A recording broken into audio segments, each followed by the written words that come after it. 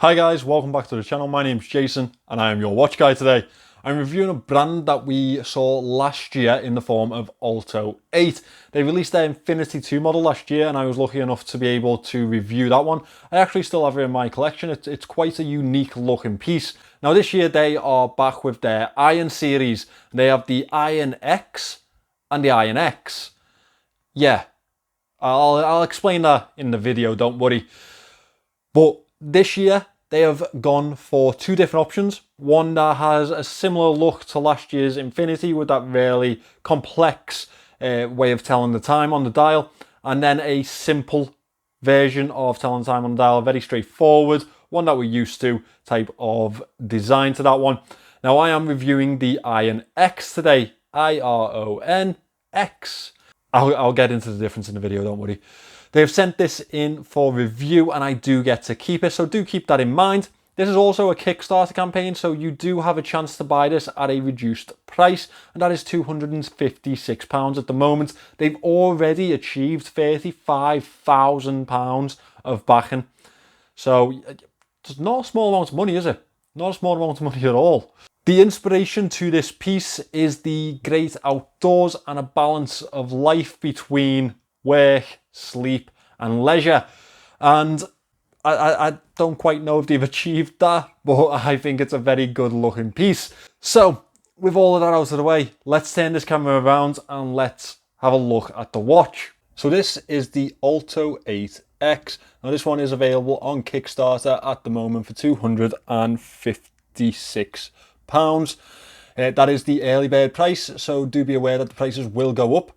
These have already achieved £35,000 of backing, which I think is a fantastic achievement on their half. Now, they did release a watch last year called the Infinity 2, and I reviewed that one. I absolutely loved it. I thought it was a fantastic way of telling the time. I thought it was very genius. However, I couldn't tell the time on it. No matter, it still looks really good on wrist. Now this one is following in its steps with a modified Miyota 8000 series movement, and thankfully it is one of the skeletonized rotors on this one, so the wobble and the noise in the back of it isn't anywhere near as bad as the 8215, so it is a very passable movement and it has this gorgeous skeletonized look to it. The inspiration for this piece is the wilderness, the outdoors, the rugged feel of an off-road vehicle. As you'll see in a lot of their promotional material, they have a lot of SUVs featured and stuff like that in the outdoors, and I do really think that it does have that type of feel, that type of aesthetic to it. I don't think they've reinvented the wheel or reinvented the car. They've simply refined it and added a little bit of extra ruggedness, just like the outdoor vehicles that you see nowadays. Now this is available in two different models, the Iron X and the Iron X. Yes, I know that's confusing. So this is the Iron X, as in IRON-X. The other model has a much more similar display to the Infinity line, and that is called the Iron X, IRON-EX. Excessively confusing, I know, but on paper it does make more sense than that. We have a stainless steel casing on this one, as you would expect from a watch of this price range.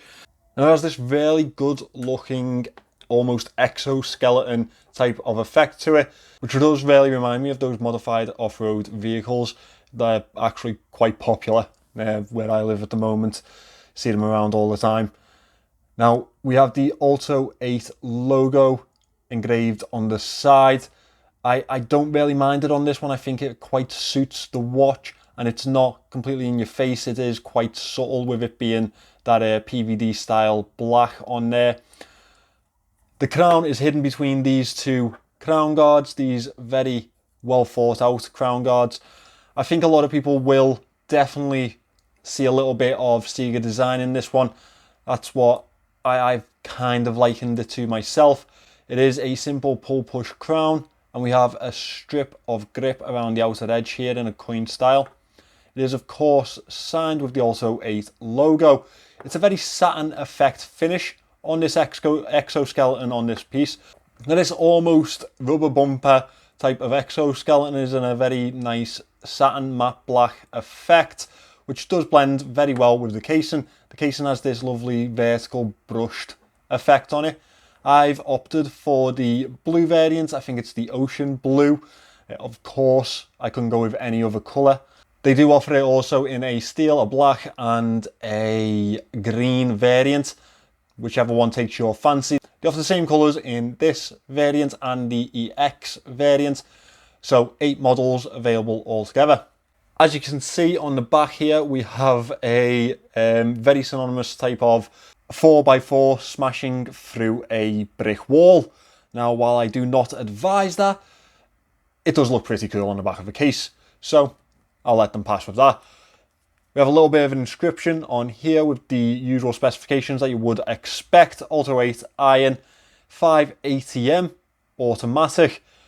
We have a screw-in case back, as you can see here, 4 screw points around the outer edge, and this really nice porthole style display case back. Now, it is nice to see a little bit of the movement, however, I do think it's a bit of a shame that they haven't done a full display case back because the finishing on that movement actually looks pretty nice. This is a sapphire crystal on this piece, and as you can see, it sits quite flush inside that fixed bezel that we have on this piece. Very small bezel here. Doesn't take anything away from the casing, but does almost give a porthole type of look to the watch itself. And we have these faux screw designs around the outer edge of the casing. As we dive into the dial, you can see that we have this huge X through the center. I'm guessing that's where they get the Iron X inspiration from. We do have a dial on this one. However, it is a very skeletonized, very cutaway type of dial effect on here.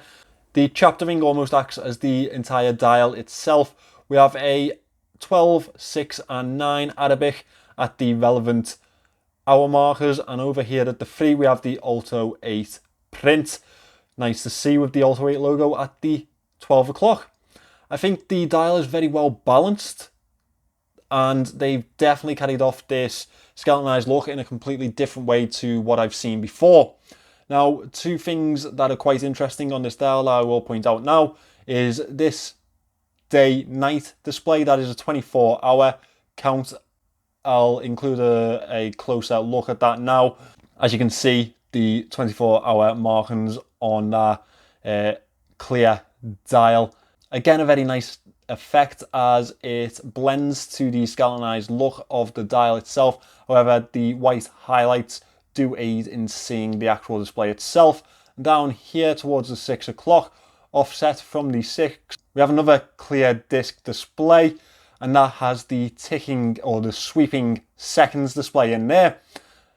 That's a very unique way to display these instruments on this watch, and I really do appreciate that. At the other indices, we have small lume dots to fulfill the hour markings, and they have a really nice blue outer edge to them. The handset is a very simple one, yet very bold and legible. So with the amount of complaints on the last Olto-8 that I reviewed about how legible it really wasn't, I am quite glad that they've fitted this one with the option for a very simple handset. This is a sword style handset. The hour hand is much bolder than the minute hand and quite a bit shorter too. The minute hand does reach to the chapter ring on this one, which is a nice printed white chapter ring, again very legible.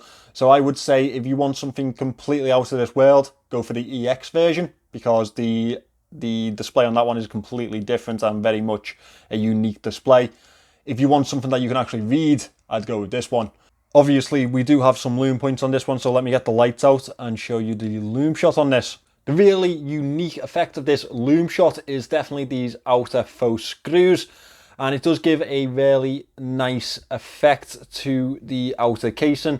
Now, I am hoping that the lume in the production pieces will be much better, as it's quite pale on here.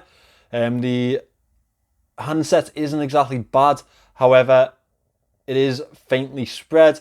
The 12, 6 and 9 seem to be lasting a lot longer than the rest of the dial. Now, it is something that we do see with a production model and a prototype model, that the lume is increased. However, this does feel quite close to the actual production piece, so I'm not sure if they will improve it. I hope that they do. It is something to be aware of if you are interested in this one. As we move from the watch head to the band, it is actually a really well fitted band to this piece. I think that it suits it very well. The nice stitching is very reminiscent of a car seat for me, a vintage car seat. The band actually has a really nice taper from it. It has 25 at the lugs here, and it actually succumbs to the outer edge of the lugs themselves, and it tapers down to a 19.1 millimeter taper here. Plenty of levels of adjustment, very well cut out also. It does feel like quite a premium band, and I've really enjoyed wearing it. It's really made this a very easy wear. We have quick release spring bars on here, 2 keepers. I would have liked to have seen the keeper a little bit better quality. It does feel a little bit light.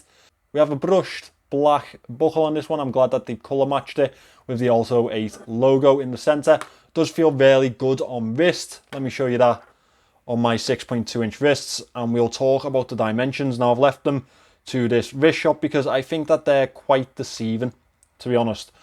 The dimensions of the look of this watch does seem like a chunky piece, and it's a chunky piece, I'll give it that. You know, it definitely has a lot of presence on wrist, and people will definitely notice it. It has that Bell & Ross type of vibe to it, if you know what I mean. So it is 45.1 millimeters here to here. That is including the exoskeleton bumper that I have mentioned before, to 42.9 millimeters lug to lug, if you will. The lugs themselves are 20 mil. I don't know why you'd want to swap out this band because it is quite nice, but if you did, 22 mil lugs do mean that you do have plenty of options. Now, the thickness of this is also not what you expect. It is chunky, however, it is only 12.9 millimeters thick, and that is including this quite protruded bezel that we have fitted with this sapphire crystal. So I think that the dimensions are definitely very wearable for plenty of people. However, they do offer that chunky type of effect, and I know a lot of people, even with thinner wrists, do like a chunkier watch, a watch that has more presence, and this one definitely does have that. So what are the downsides to this piece, and where have Olto-8 left us short? Well, £256, I think that's quite a good deal. Obviously, it will go up after the Kickstarter campaign. I think it's a very unique piece. I think if this gets more than 300, I'm probably gonna jump off on it. I don't think that it's worth more than that myself. I think at 300, in fact, it's probably a well-priced piece. I think it's worth what the asking price would be. I don't know where they're going to put it at, but around 3 would be for me. So 256, I think, is quite a good deal. Now, the benefits to this piece and this Kickstarter campaign, we know Olto-8 have completed them before. We know that they have delivered before, so we can have a level of trust in them that we probably shouldn't give to every single Kickstarter brand at the moment with a lot that's going on. I don't think a lot of people are going to enjoy this day-night display. I personally do. I don't think it's going to be for everyone. And the skeletonized effect is not going to be for everyone either. However, aside from that, the only real downside is that loom. And as I say, I hope that they fix it in production, but I'm not holding my breath because this does feel like it's quite close to what will be the production piece. Otherwise, I think for someone who's looking for a robust looking watch, something that's unique and something that catches the eye, especially if you're into that Bell & Ross type of design, I think that this one would definitely be a winner for yourself. So definitely check out Olto-8's Kickstarter campaign and probably give the Olto-EX a look too, because it is a very interesting looking piece. So as I mentioned, guys, there are 2 different variants to this watch, the INX and the INX. The X and the EX, as I will refer to them from now on. This is the X, the version that I reviewed in this review, and this is the EX. Now, a little call to action for you. Let me know in the comments which one you prefer. I think it'd be quite interesting which type of split we get on there. I know that this is going to be very popular for a lot of people, but this one's quite unique, and I wonder how many people go for that more unique style. So let me know in the comments. Now remember that this one has been sent to me for free by Olto-8. I really do appreciate that because it's very nice to get some rewards for your work. However, I do want to be completely transparent about it and tell you exactly what's going on. Very transparent channel here. Not like some of those guys who take the money and don't tell you. I know who you are. I know. Thank you for watching this one, guys. Please remember to subscribe to the channel, and if you want any more information on this piece, I have linked the Kickstarter in the description, as well as Olto-8's website. Thank you for watching. I hope to see you in the next one.